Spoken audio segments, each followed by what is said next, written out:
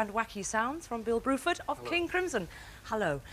First of all, can you explain to me this pad, the one you didn't hit? Yes, I can. This avoids a lot of knob twiddling over on the main unit, which you're leaning on. Sorry about that, I'll get back. Tell me. And allows me my choice of 16 drum sets, which we've taken from the main unit, which draws 99. Right, and that's 16 choices per pad, I gather? Yes, it is, and I can recall them just by pressing like so. Right. I notice you've got the kit set up around you, like an acoustic kit would be set up. Does that mean that you call these pads by their equivalent drum names? Yes. The one on the floor is the bass drum? Indeed, it's a place to start. I mean, any pad can be anything, so it helps if we start by calling this the snare drum, the bass drum, and so forth. Okay.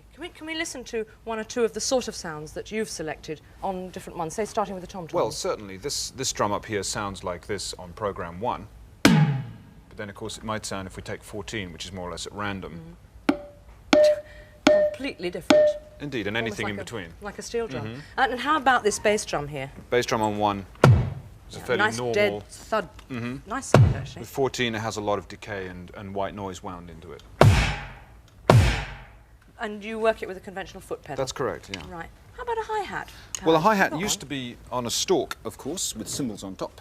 This is another version. It's a Simmons hi-hat. Looks like a sewing machine pedal, to be honest. Sounds like that when you depress it. Yeah. And when wired through this pad here, sounds like... the usual thing. Still a metallic sound, though, like a hi-hat. Very much so. And presumably you've got a bank of cymbals that I can't see? Yes, or we have equivalents? some metals, yeah. Yes. Nice. What first got you interested in electronic drums? Well, when we were reconvening King Crimson, the group I'm in 1981, the rest of the team were, of course, getting very involved with guitar synthesis.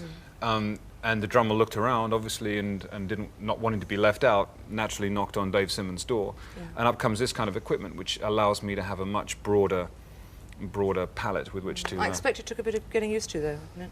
After an acoustic yes, it does. There are different playing surfaces, very much so. What does it feel like to play? Because it looks as though you're just hitting a tabletop. Well, the playing surfaces are kind of hard rubber, which is very comfortable to play. It's very like the kind of practice pad that most drummers spend their working lives at, and it rebounds the stick very quickly, quicker than an acoustic drum set where you have to work somewhat harder to pick the sticks up off it.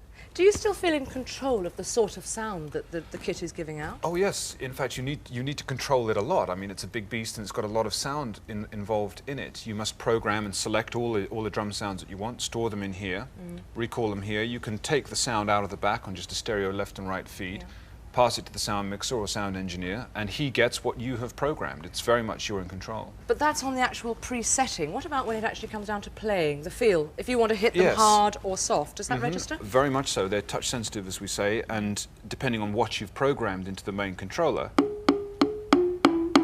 sound will change depending on how hard you hit. You hit them.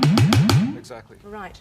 Now, you've got this wonderful setup. Presumably you now don't have to be limited to just making drum sounds. No, that's true. I mean, these are drumistic. These are still what we would call close to being drum sounds, but I know Dave and his company are working for the future a lot on all kinds of sound, any sound being used rhythmically. Well, we'll hear some of those right now. Thanks, Bill. Pleasure. Mac.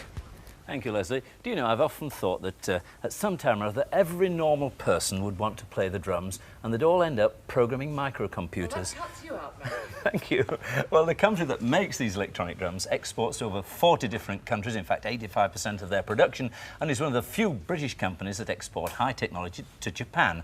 Dave Simmons, the inventor and of the technology, runs the company.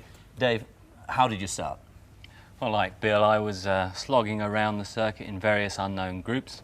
And the group I was playing with, we had a drummer, naturally, and he was pretty bored with hitting dead animal skins. So, being interested in electronics and music, I put together something that he could play and we can make some nice sounds with. Well, how do they work? Inside each drum that Bill was hitting is a tiny transducer. I've got one here that's a whiskey bottle, empty. Very familiar sound. Yeah, empty one, of course. And he hits the drum, the transducer gives out the signal, the computer says, oh, someone's hit me, I better do something, and it outputs the appropriate sound that's been set up by the user previously.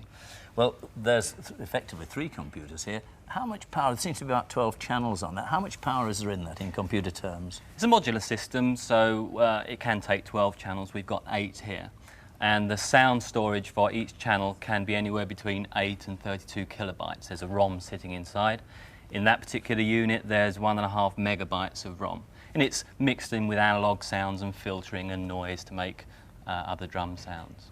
Well, I'm sure you've been asked this question 100 times. The drum devices themselves, why are they hexagonal and not round? I've also been asked about 6 times in rehearsal this, but same story. We couldn't afford a circular saw, so we bought a straight saw instead.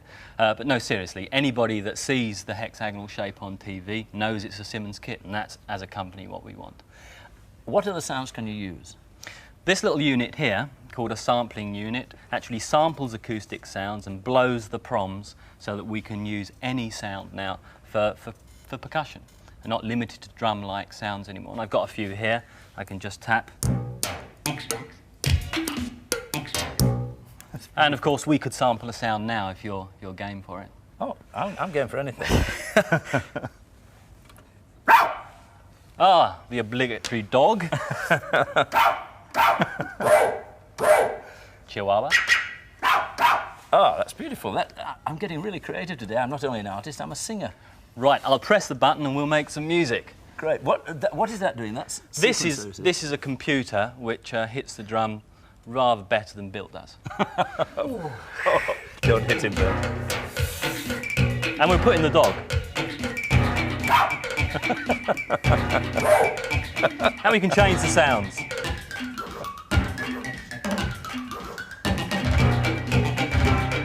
And we can stop it.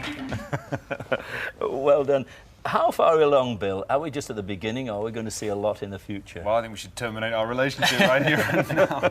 Obviously, we go as far as Dave's imagination can go. I think electronic drums are about the same position that electric guitar was at in 1949, 1950.